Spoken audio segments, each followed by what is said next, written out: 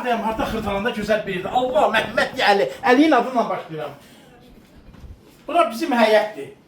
Bura sanuzildir. Gözəl evimiz çıxıb. Allah alandan xeyir versin satına da. Bəh, bəh, bəh. Gör nə gözəl evdir. Gəl dalımca.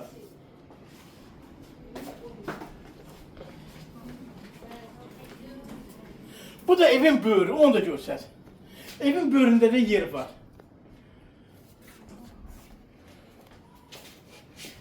Bura bir otaq.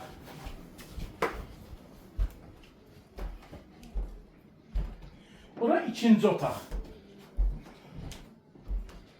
Bura üçüncü otaq.